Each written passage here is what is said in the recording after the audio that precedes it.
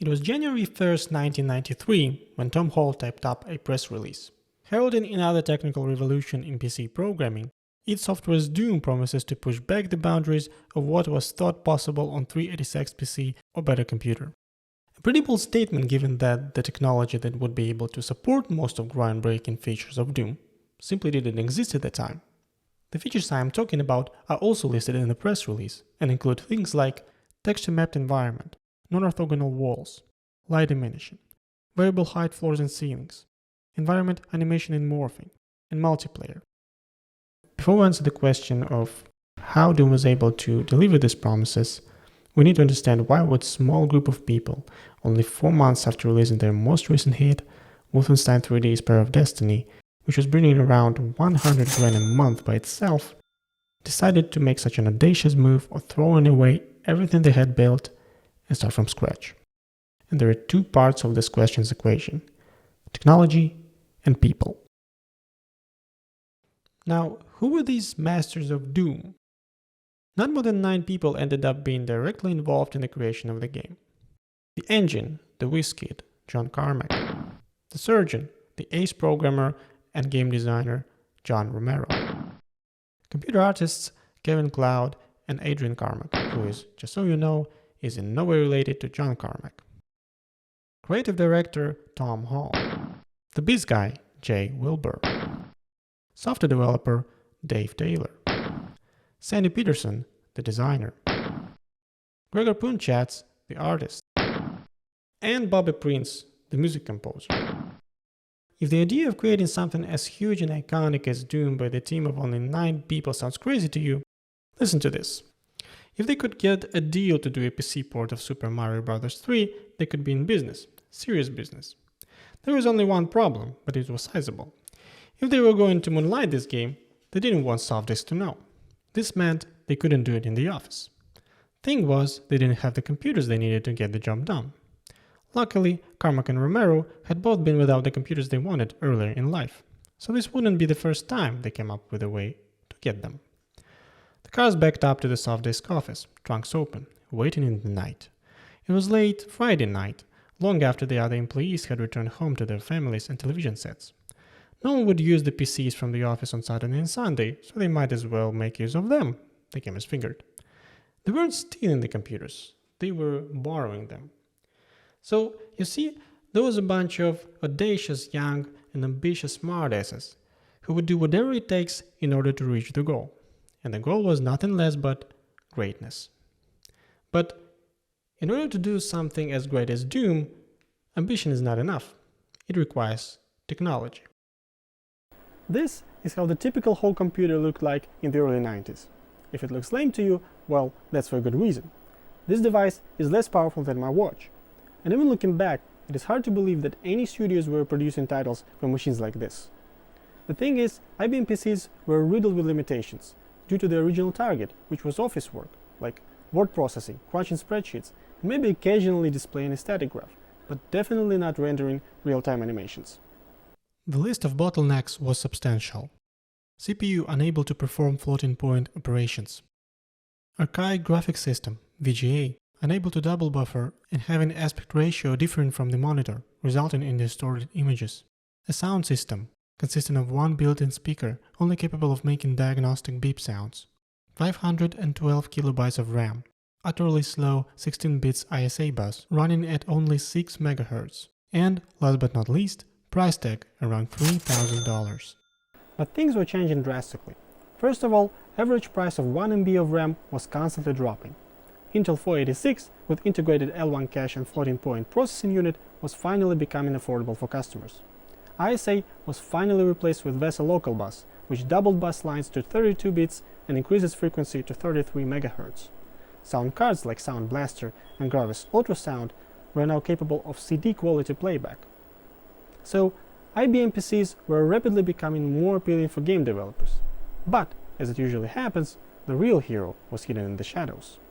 Steve Jobs, once again, participated in changing the world. This is Next Station Turbo Color, a machine that was a golden standard at id Software and the one on which everything except pixel art was made. With 8 MB of RAM and featuring powerful co-processors such as digital signal processor and floating point unit, the high-performance hardware delivered.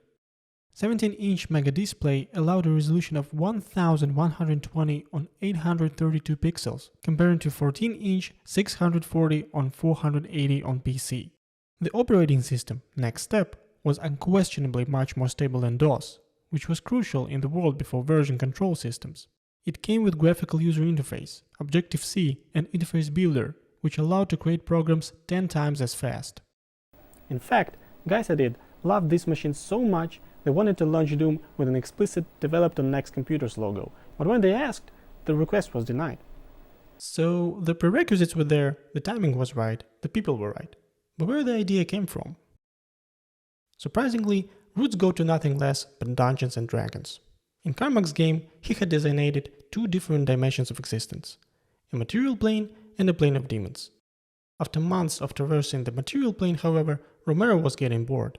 To spice things up, he wanted to retrieve the dangerous and powerful Demonicron, a magic dome that gave a knowledgeable user the power to summon the demons to the material plane. Late one night, Carmack the Dungeon Master brought the devil into play. He told Romero that a demonic creature in the game had a bargain to make. Give him the Demonicron and he will grant you your greatest wishes. Romero said, if I'm going to give you this book, then I want some really kick-ass shit. Carmack assured him the demon would oblige with the Daikatana. Romero's eyes widened. The Daikatana was a mighty sword, one of the most powerful weapons in the game. Despite the pleas of the others, he told Carmack he wanted to give the demon the book. It didn't take long to find out the consequences. The demon was using the book to conjure more demons. A battle of epic proportions ensued until Carmack declared the outcome. The material plane is overrun with demons. Everyone is dead. That's it. We're done. With Wolfenstein and Spear of Destiny done, everybody was ready to move to a different subject matter. One of the ideas on the table was aliens. Everybody at id was a huge fan of this sci-fi movie, and so am I, but they decided against it. They didn't want big movie company telling them what they could and couldn't put in their game. The technology Carmack had come up with, namely diminished lighting and texture mapping, was too impressive to compromise. There was another idea on the table too: demons. Here was this amazing new technology, so why not have a game about demons versus technology, where the player is using high-tech weapons to defeat beasts from hell? They all agreed. That was what the game could be: a cross between Evil Dead and Aliens, horror and hell, blood and science. All they needed was a title. And that came from a 1986 movie called The Color of Money, namely this episode. What you got in there? In here?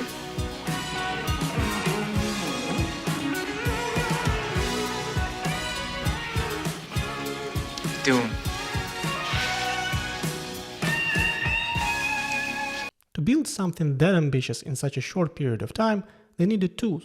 But what tools? Naturally, it all starts with a map, and for that, Two Jones developed Doom Editor, or Doomed, pun intended. And good news is, I can show you exactly how this editor looked like and worked. Here I have an emulator of Next Step operating system with Doom Editor installed. As you may have noticed, the icon of this app resembles Baron of Hell from the cover art of the game. Upon opening, Doom Editor will play beautiful growling sound and load iconic E1M1 map.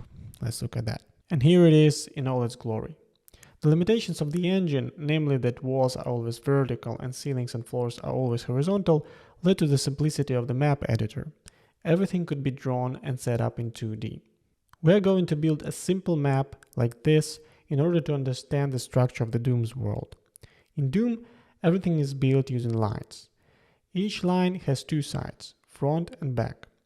The front side is denoted by this little line in the middle of this. Also, lines can be blocking, like the regular wall which you cannot pass or see through, or non-blocking, which you are able to see or pass through, like windows and doors. Lines can form sectors.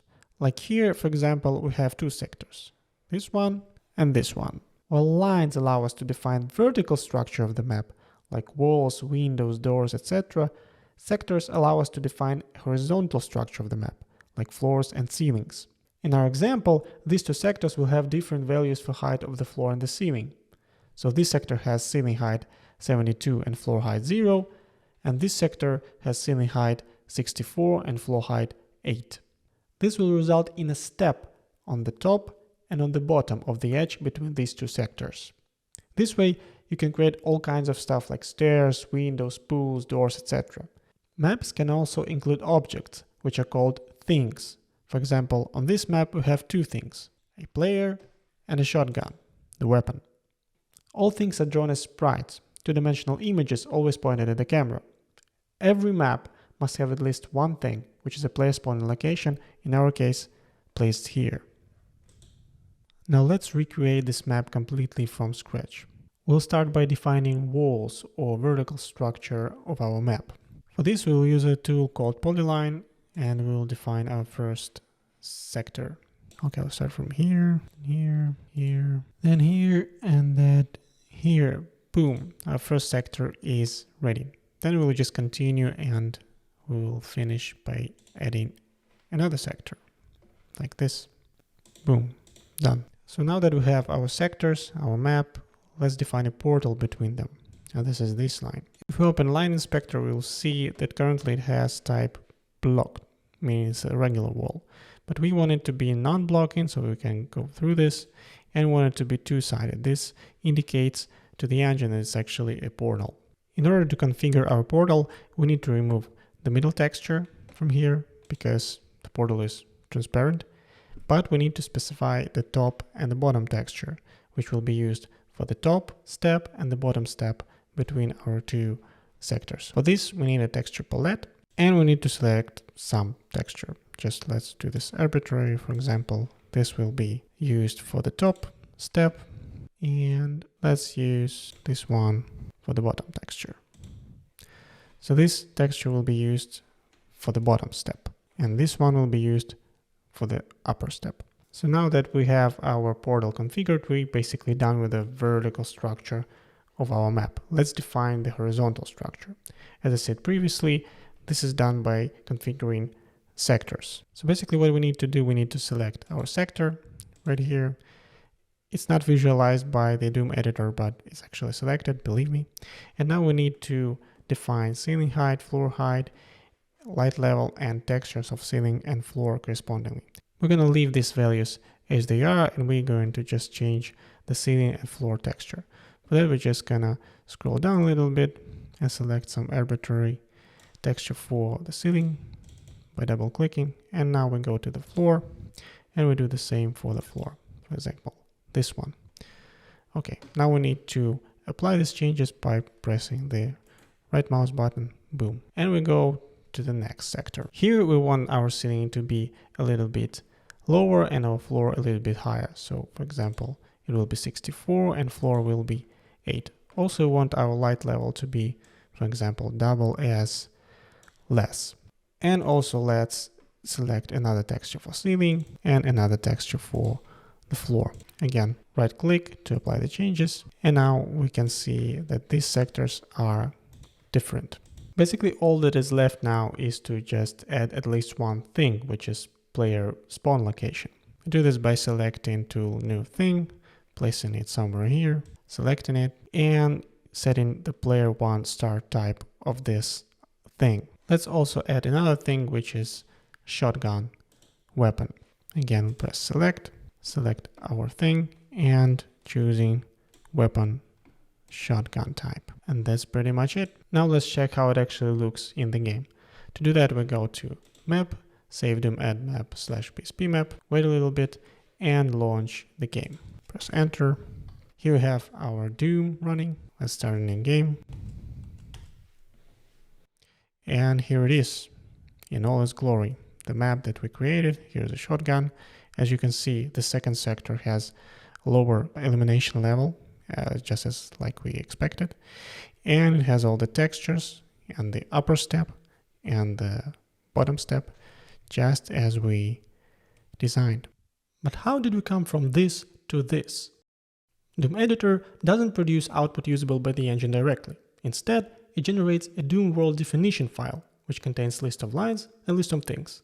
It's a text format, thus can be easily read by humans. Line is represented by 3 or 5 strings, depending on whether it's one or two-sided. First string is called line def, and consists of start and end points of the line, special type identifier, for example if it's interactable or animated, line tag, and a sector tag.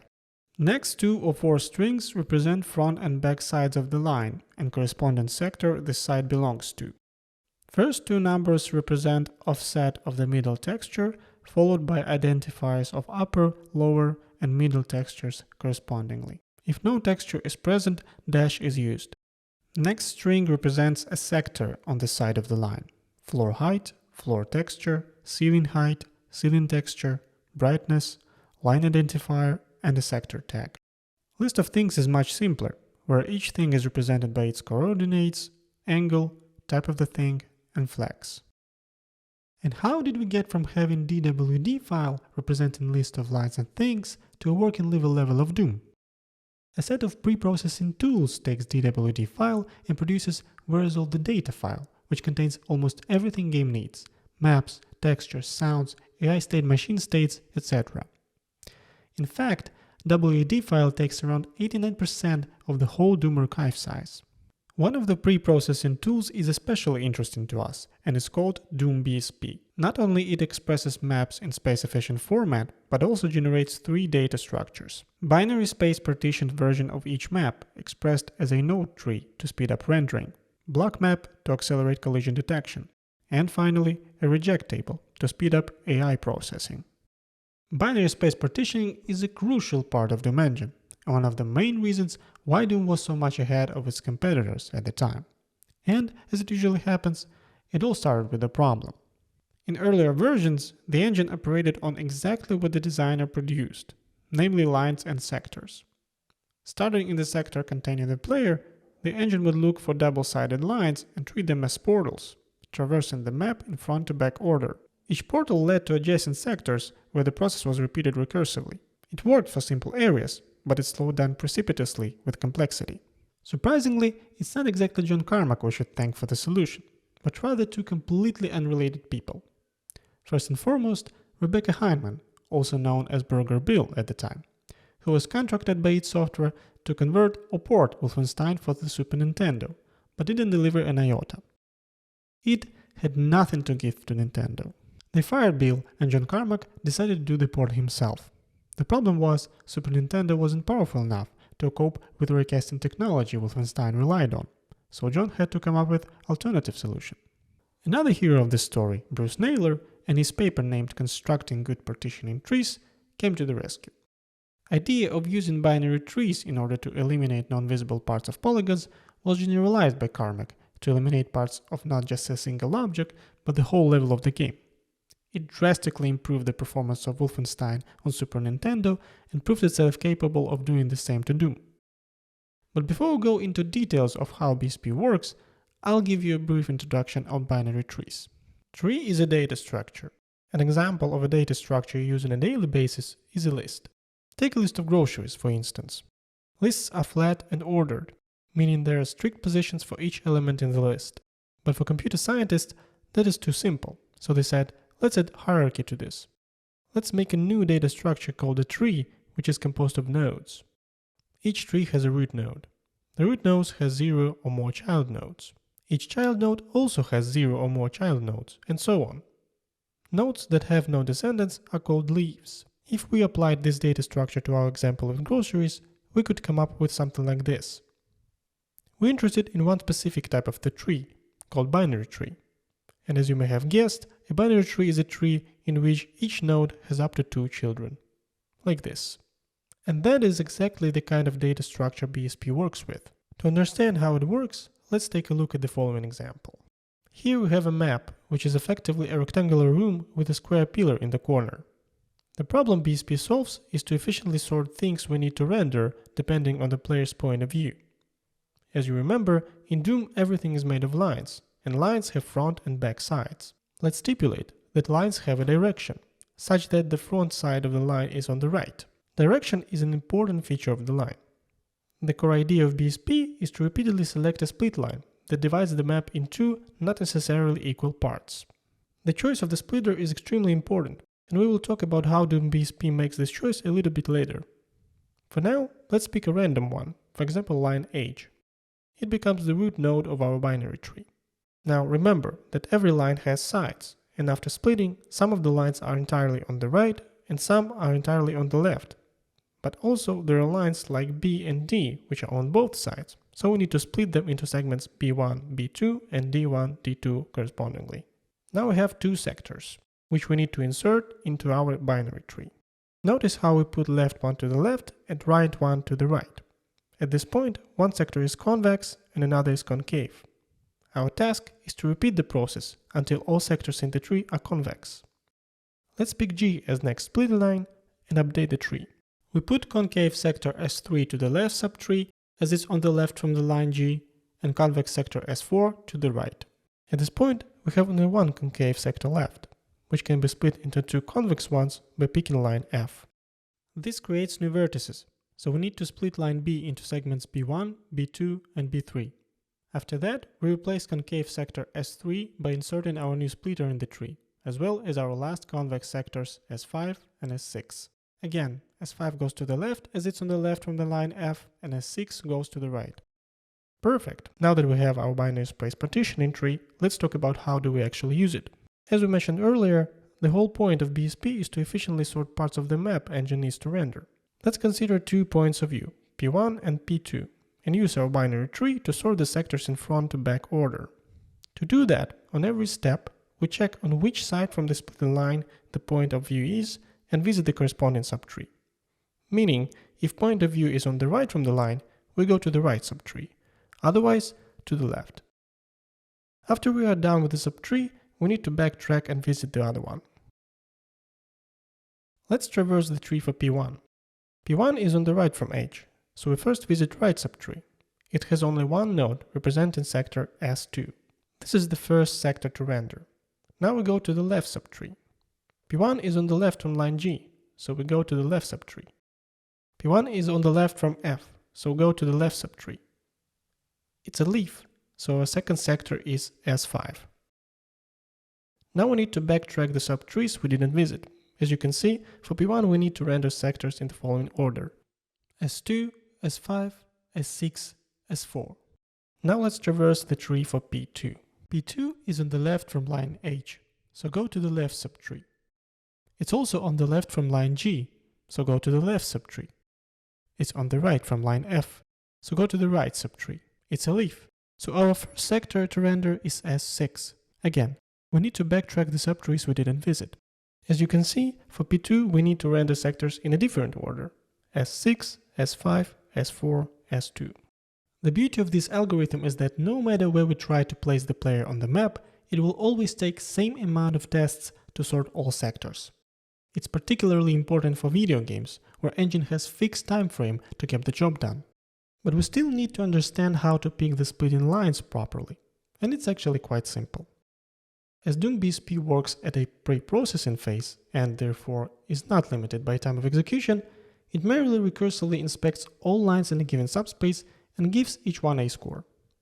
So, in a nutshell, doombsp explores all possible combinations of splitting lines, and the best combination wins. Splitter is considered good if depth of the BSP-tree is minimal and number of axes aligned, vertical and horizontal splitters, is maxed. One interesting side effect of BSP being done at pre-processing step is that walls in Doom cannot move, because splitting lines add new vertices and segments to the map. If walls were able to move, it would immediately invalidate the BSP-tree, making the whole thing meaningless. Congratulations, now you understand how the very heart of Doom works. But doombsp does two more things. It generates block map and reject table. Don't worry, those are much easier to understand than BSP.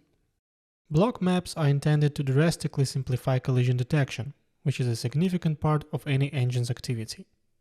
The work done by doombsp at this stage is simple. It divides the map into axis-aligned blocks, 128 on 128 points each.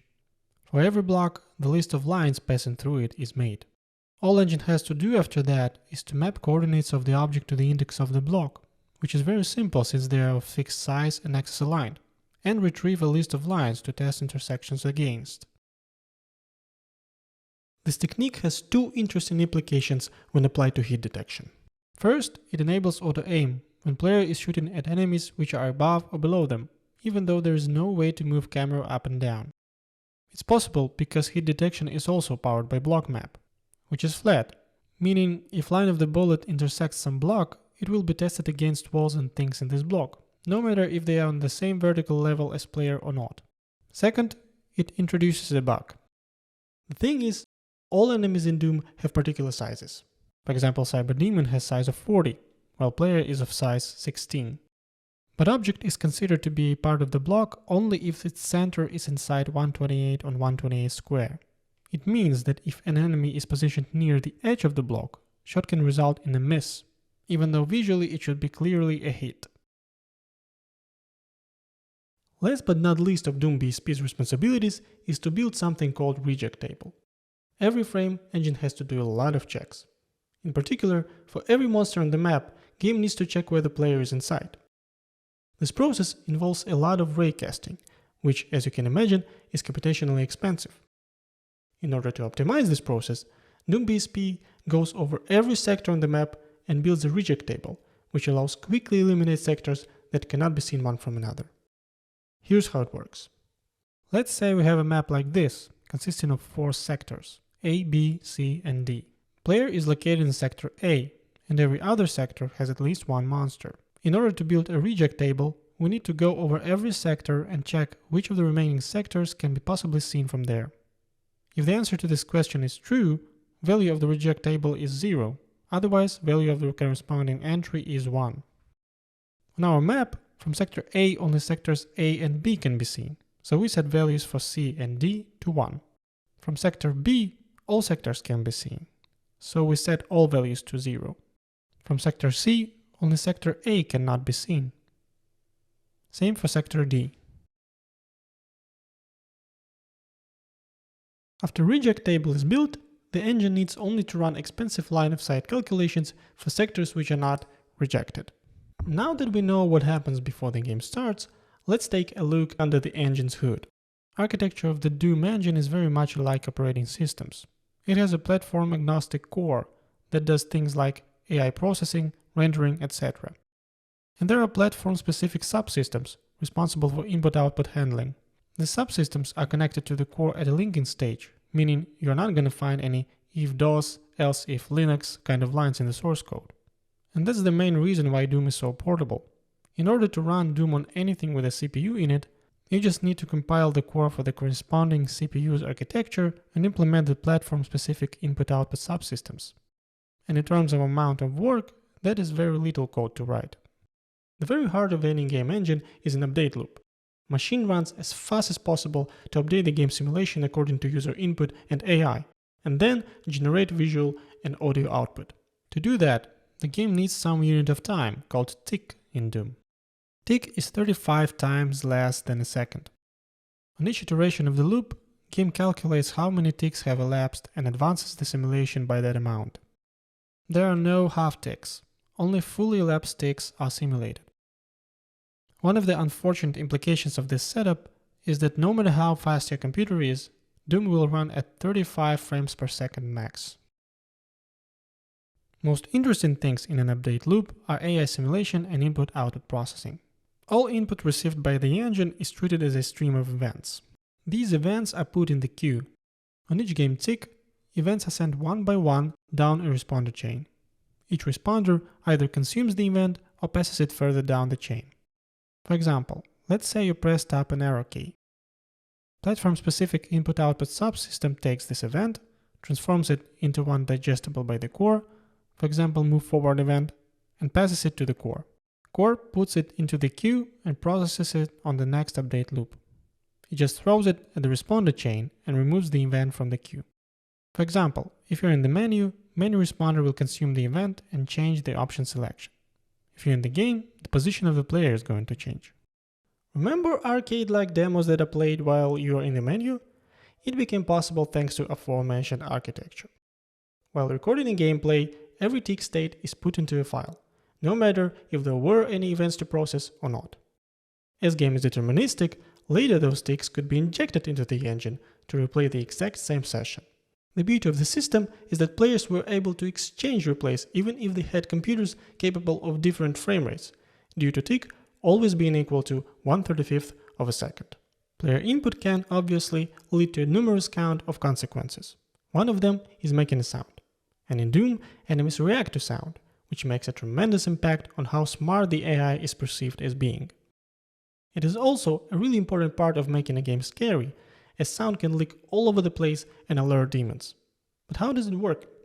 Like many things in Doom, sound propagation leverages the fact that map is made of sectors, which in turn are made of lines. When a shot is fired in some sector, a flood field algorithm propagates the noise into adjacent sectors in case they are connected via portals and alerts the enemies in those sectors. There are exceptions though. First of all, if portal is a closed door, sound is not propagated through it. Second, there is a special type of line called sound blocker. Sound can go through not more than 2 of those. For example, at the finish of E3M9, if player makes a sound in this sector, it will alert only these demons, because those 3 lines are marked as sound blockers. A number of sound blocking lines sound has to go through is more than 2. But if player makes a sound inside this sector, it will alert all demons. Guess where a game puts you when you try to enter this zone?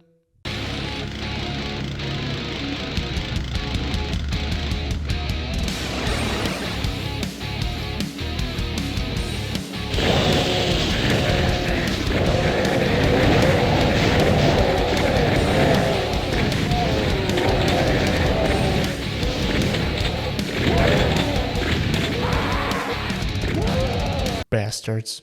We saw that player can alert enemies, but how do they actually work? AI in Doom is actually quite primitive. In fact, it's nothing more than a state machine.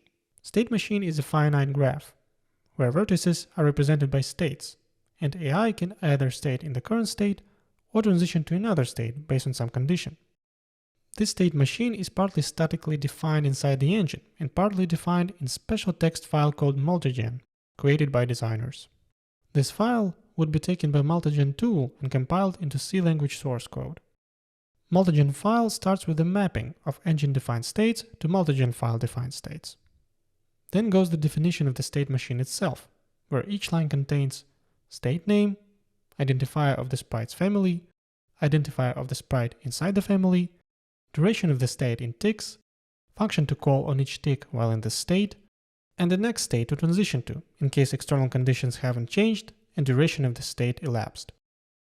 Let's take an example of an imp that has just spawned in a level and is in engine-defined state spawn state, which corresponds to this state in multigen file. Upon simulating each game tick, the engine looks at what to do in this state. In our case, the imp will cycle between these states forever. However, look function is called on every tick trying to locate the player. If the player is found, the engine places the imp into the engine-defined state C state, which corresponds to this multigen-defined one. Now, suppose the player dealt fatal damage to our imp. In this case, the engine places the imp into the death state, which corresponds to this one in multigen file. If you look closely at these states, you'll see that it's nothing but a death sequence animation. First, show death frame I for 8 ticks. Second, show death frame J for another 8 ticks. Also, call scream function which will make a screaming sound. Third, show death frame K for 6 ticks. Then, show death frame L for 6 ticks and call function fall, which will make imp a non-obstacle. Finally, show death frame M forever. -1 is a special value which means forever, with no next state to transition to. So far, we've been talking about how things in Doom work, but the reason why Doom is so addictive is its design. And, as almost everything about Doom, it's brilliant. Main building blocks of any game design are the plot, the visuals, and the mechanics. The plot was neglected on the very early stages of development by John Carmack, who believed that, quote, "Story in a game is like a story in a porn movie. It's expected to be there, but it's not that important," unquote. In fact, there's no place in the game itself where plot can be learned. Instead, you would have to make use of instruction manual, a booklet that shipped with a physical copy of the game. The story takes just 1 page size, but the truth is, you don't need more than that. Text to environmental narrative. Take E1M1 for example. The very starting frame of this map tells you so much. It shows you the gore in the middle of the room, the dead body of another Marine in the back, barrels with unknown green liquid, one of which is included by the column, collectible items, steps, where floor is different from the one you're standing now, and a window. The lamp on the left is luring you into the adjacent room. If you look through the window, you'll notice enemies far away, as well as another collectible in the middle of the green puddle. Must be a way to get there. Someone hits you in the back. You kill the bastards. In process, you notice the switch. After pressing it, at first glance nothing happens, so you start seeking. You notice that part of the wall has opened. As you pass through, another wall opens, and you realize it's an ambush. Green water is not as nice as the blue one, it seems. At the end of the level, you see transparent walls. It happens that you can fire through them. If you hit the barrel, it explodes and blows nearby enemies away. That's the same gore you saw at the beginning. If you trace back, you'll see that you could reach that point through the door from the very first room. You see, just in a couple of minutes, game taught you about collectibles, explosives, switches, secrets, dangerous liquids, types of enemies, and all that without actually telling you a thing. Moreover, as you progress through episodes, you notice how more and more Demon World infiltrates the human one, and eventually you end up in the hell itself. While being the most realistic game at the time in terms of visual fidelity, Doom is not afraid of being unrealistic by design. Military bases don't really resemble military bases. Player moves at unrealistic speed. Some of the weapons and power-ups don't make much sense either, but the truth is, neither the game nor the player gives a damn about any of that as long as it's fun. As one wise man said, fun is not realism, but reinforcement. Look at this bit for example. You approach this shaft facing forward, but once you descend, you end up being face backwards, completely disoriented. When you turn around, a monster pops up, scaring the hell out of you, but there is an immediate reward, a location of the weapon you've never seen before. Doom doesn't scare you just for the sake of it, but to make gameplay fun and diverse. Combat system and enemies, while being quite primitive, thrive in cohesion. It is thanks to different enemies creating different problems at the same time, and different weapons or tools, solving those problems. It makes you not just run and shoot, but think, which in turn makes you engaged. The music controls the pacing and creates tension. Sometimes game wants you to go all in, and sometimes to take a more measured approach. Everything in Doom is intuitive. And the reason why it holds up to this day is because even though great technology ages over time, great design does not. Doom will always be a very special game to me. Not only my first memories as a gamer are related to it, but also my first memories as a person. Playing it in 1999 with my stepbrother was an absolute miracle. It was probably one of the reasons I got interested in computers and have become a person I am now, recording this video. So thank you, id Software, for 26 years of my personal rip and tear. This video wouldn't be possible without this wonderful book, which provided me with the low-level details about how Doom works and inspired me to do this video in the first place. Most of the information and examples are taken from it, but there is much more left, so in case you are not full yet, check it out. If you're still watching this, I am very proud and grateful, because this video took me about 4 months to make start to finish, and I would really appreciate your feedback. Tell me what you think in the comments and what video you would like me to do next.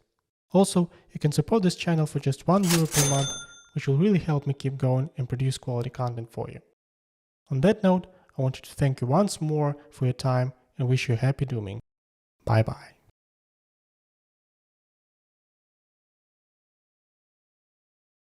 One more thing. Starting May 7th, I'll be streaming Repathon Road to the Dark Ages.